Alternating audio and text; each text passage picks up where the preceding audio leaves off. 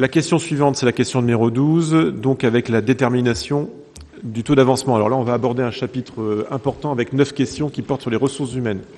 Et c'est Émilie Capel qui s'y colle. Alors, il appartient à chaque assemblée délibérante de fixer, après avis du comité technique, le taux permettant de déterminer, à partir du nombre d'agents remplissant les conditions pour être nommés à un grade d'avancement, le nombre maximum de fonctionnaires pouvant être promus à ce grade. La délibération doit fixer ce taux pour chaque grade accessible par voie de l'avancement de grade. Il peut varier entre 0 et 100%. Afin de faire de l'avancement un outil managérial et pour s'inscrire dans une maîtrise de la masse salariale, il est proposé de retenir un taux de 30% pour l'ensemble des cadres d'emploi que vous avez dans le tableau.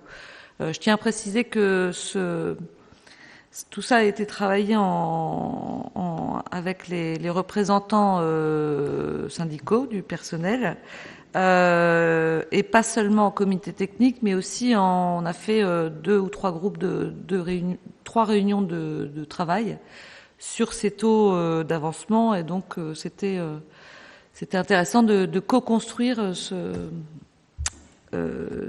principe.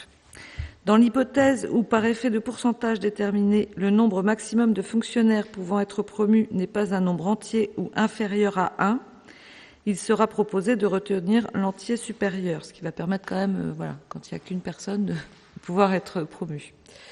Après avis favorable du comité technique et de la commission du personnel, il est proposé au conseil municipal d'adopter un taux d'avancement de 30% dans les conditions ci-dessus. Et je précise aussi qu'il était de 100% en fait, mais jamais, évidemment, nous n'avancions les agents à 100%.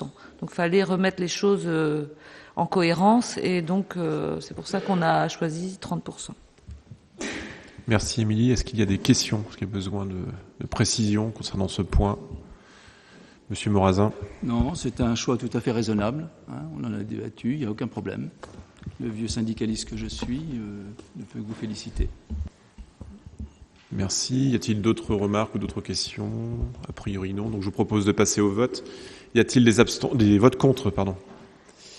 Je n'en vois pas. Des abstentions. Il n'y en a pas non plus. Donc unanimité pour cette question numéro 12.